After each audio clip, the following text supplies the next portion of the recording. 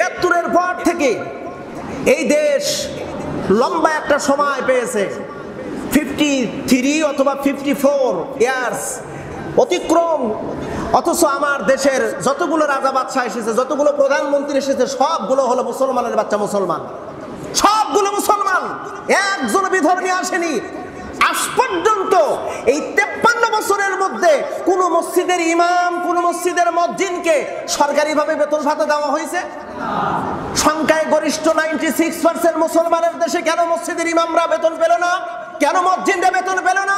অথচ সামান্য একটা চৌকিদার বেতন পায় সরকারি বেতন, সামান্য একজন মেথর পায় সরকারি বেতন, সামান্য একজন সরকারের আমলাতন্ত্র যদি সরকারি বেতন পায়, কেন মুসলমানদের ইমামরা মসজিদের বেতন পায় না, সরকারি বেতন পায় না? এর জবাব চাই।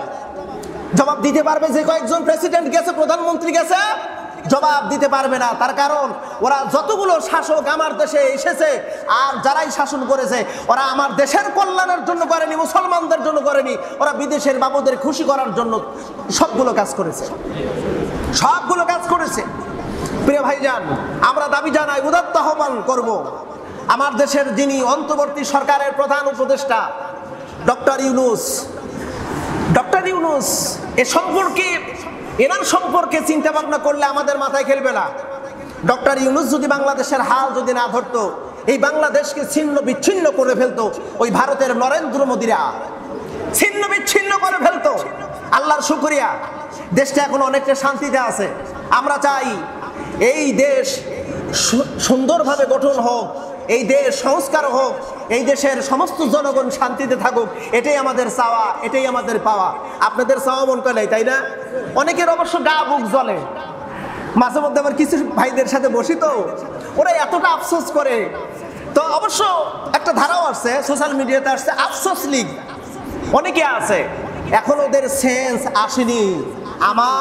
আমি যার সাথে ছিলাম, যাদের সাথে ছিলাম, তারা করেছে আয়না ঘর, গুম ঘর, উন্নতির জোয়ার মুখে তুলে দিয়া গোটা বাংলাদেশের মানুষকে।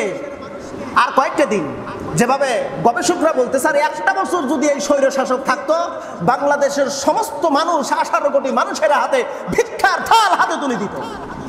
এতটা নিঃস্ব করে দিয়েছে। যত কোটি টাকা ঋণ করেছে দেখলাম, 497 বিলিয়ন মার্কিন ডলার ঋণ হলো বিদেশ থেকে, আর 493 বিলিয়ন মার্কিন ডলার তারা পাচার করেছে। মাত্র 3 বিলিয়ন মার্কিন ডলারের কাজ বাংলাদেশে করেছে। যার হাতি দেওয়া হয় তার ভিতর থেকে কোটি, হাজার হাজার কোটি টাকা। কি বলবো, আমার গ্রামের একজন আছে, উনি তো এমপিও না, মন্ত্রীও না, চেয়ারম্যানও না। আমি দেখতে পারলাম একটা রিপোর্ট, কারণ আমরা থানার সাথে আইনের সহায়ক হিসেবে আমরা বেশ কয়েকজন আছি। এখন দেখলাম লিস্টের ভিতরে আসছে ওনার বিরুদ্ধে 50 কোটি টাকার মামলা, 50 কোটি টাকা দুর্নীতি করেছে এই 16 বছরে।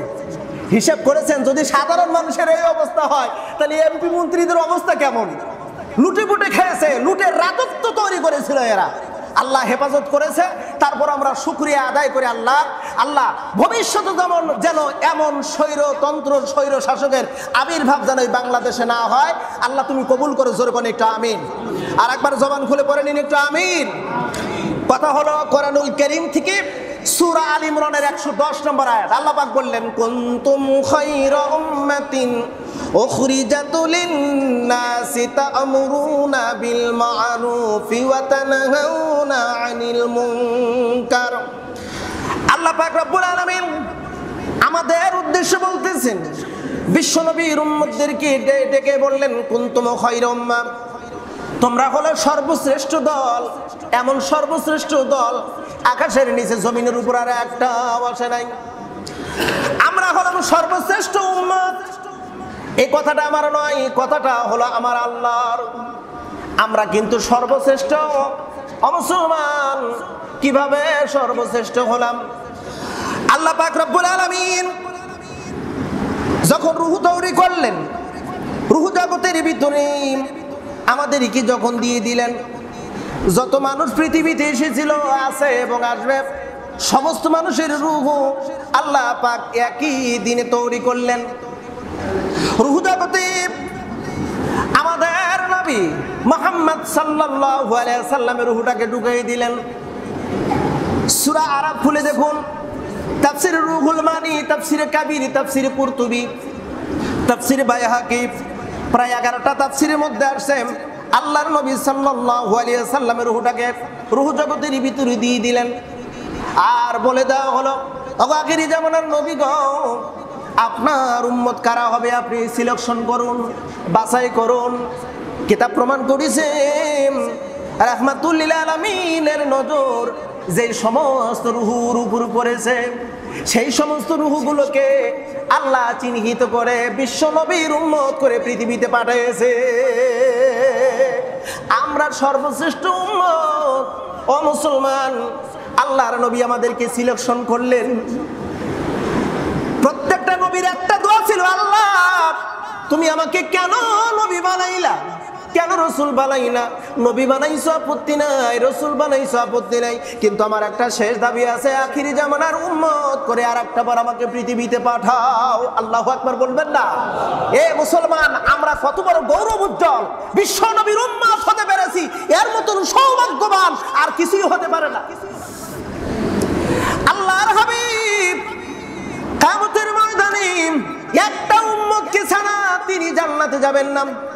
তার উম্মতকে চিহ্নিত করবেন, উম্মারকে সুপারিশ করে তারপর বিশ্বনবী জান্নাতে ঢুকবেন। যদিও জান্নাত বলা হয়েছে, জান্নাতে বিশ্বনবী ছাড়া প্রথম জান্নাতে কেউ ঢুকতে পারবে না। আল্লাহ পাক রব্বুল আলামিন, রব্বে কারীম কি আল্লাহ পাক রব্বুল আলামিন বিশ্বনবীকে যখন অথরাইজেশন দেব, নবী জান্নাত আপনার অপেক্ষায়, আপনি জান্নাতে ঢুকুন। হুজুর আমার বলবে, আল্লাহ আমার উম্মতকে ছাড়া আমি জান্নাতের ভিতরে যাব না। জান্নাত আমার পাগল, আমাকে পাওয়ার জন্য পাগল জান্নাত, আর আমি পাগল হয়েছি আমার উম্মতির জন্য। কোন নবীর উম্মত আমরা একটাবার চিন্তা ভাবনা করেছেন? মুসলমান, আল্লাহ পাক বলতেছেন কুনতুম খায়রা উম্মাত, তোমরা সর্বশ্রেষ্ঠ। সর্বশ্রেষ্ঠ কিভাবে? আরো অনেকগুলো স্তর আছে, বলতে গেলে প্রায় কয়েক ঘন্টার সময় লাগবে। অন্যান্য নবীর উম্মতদের হাজার হাজার বছরের ইবাদত, আর আখিরি জামানার নবীর এই উম্মতের এক রাতের ইবাদত অন্যান্য নবীর উম্মতের চাইতে এই নবীর উম্মতের এক রাতের ইবাদত সর্বশ্রেষ্ঠ। জোরে কন্যা একটু সুবহানাল্লাহ। আমরা সর্বশ্রেষ্ঠ, সর্বশ্রেষ্ঠ জাতির এবার করণীয় কি, কাজ কি? আমরা যেহেতু সর্বশ্রেষ্ঠ, আমরা আর একটা দিক দিয়েও সর্বশ্রেষ্ঠ হব।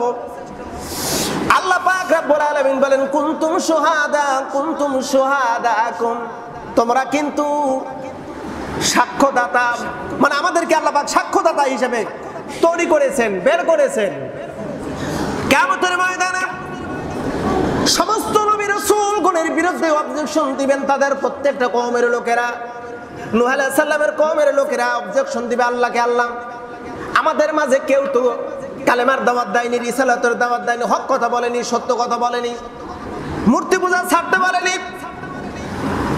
আল্লাহ পাক বলবে কেন? তোমাদের মাঝে তো নূহ ছিল। নূহ আলাইহিস সালামকে ডাক দিয়ে বলবে, ওগো নূহ, তুমি নাকি এদের মাঝে দাওয়াত দাও নাই? নূহ বলবে, আল্লাহ দাওয়াত দিয়েছি। কওমের লোকেরা বলবে, না আমরা দাওয়াত পাই নাই। নূহ তো একা। ও নূহ, তোমার সাক্ষ্যদাতা কারা, বের করো। নূহ আলাইহিস সালাম বলবে, আল্লাহ আখিরি জামানার নবীর উম্মতেরা আমার সাক্ষ্যদাতা, তাদেরকে ডাকেন। তারা বলবে আমি দাওয়াত দিয়েছি কিনা। ঈসা রূহুল্লাহর উম্মতেরা একই কথা বলবে, ইব্রাহিম নবীর উম্মতেরাও একই কথা বলবে, মুসা কালিমুল্লাহর উম্মতেরাও একই কথা বলবে। এভাবে সমস্ত নবীগণ যখন বলবে, আমাদের সাক্ষী হলো আখিরি জামানার উম্মতেরা, মানে আমরা হলাম সাক্ষী। জোরে বলুন আমরা কি? বোঝেন না আমার কথা? অনেকে বোঝেন না মনে হয়, তাই না? আমরা কি? আমরা হলাম সাক্ষীদাতা, আমরা সাক্ষী দেব সেই দিন। আল্লাহ পাক রব্বুল আলামিন আমাদেরকে ডাকবেন, আখিরি জামানার উম্মতেরা কই আছো? আমরা বলবো লাব্বাইক ইয়া রাব্বুল আলামিন। সবগুলো নবী তোমাদেরকে সাক্ষীদাতা মেনেছেন, সমস্ত নবীরা দাওয়াত দিয়েছে তাদের উম্মতের মাঝে, তোমরা নাকি এইটা জানো বলো তো? আবার বলবো হ্যাঁ অবশ্যই দাওয়াত দিয়েছেন, কিন্তু ওই কওমের লোকেরা তারা বাগী ছিল, অবাধ্য ছিল, মানে নাই, বরং নবীদের উপর নির্যাতন করেছে। ওই ইয়াকতুলুনান নাবিয়্যিনা বিগাইরিল হক, এমনকি নবীদেরকে হত্যা পর্যন্ত করেছে। আমাদেরকে আল্লাহ ডাক দিয়ে বলবে তোমরা তো সেই সময় ছিলে না, কোনো নবীর উম্মতের তোমরা তো ছিলে না, নবীর জামানায় ছিলে না, তাহলে জানলে কেমনে? আমরা বলবো আল্লাহ তোমার কোরআনুল কারীম আমরা পড়েছি, ওই কোরআনুল কারীমের ভিতরে প্রত্যেকটা নবীর দাওয়াতের কথা উল্লেখ, প্রত্যেকটা নবীর নির্যাতিতর কথার উল্লেখ। তুমি বলো কোরআন সত্য নাকি মিথ্যা? আল্লাহ পাক বলবেন হ্যাঁ কোরআন তো সত্য, বলে কোরআন পড়ে জেনেছি সব নবীরা দাওয়াত দিয়েছে। আল্লাহ পাক নবীদেরকে বলবে হ্যাঁ তোমাদের সাক্ষী গ্রহণ হয়ে গেছে, তোমরা দাওয়াত দিয়েছো। আসলে উম্মতরাই বক্র ছিল, বাঁকা ছিল, বাগী ছিল, ওদেরকে ধরবে আর লোহার শেকল পরায়া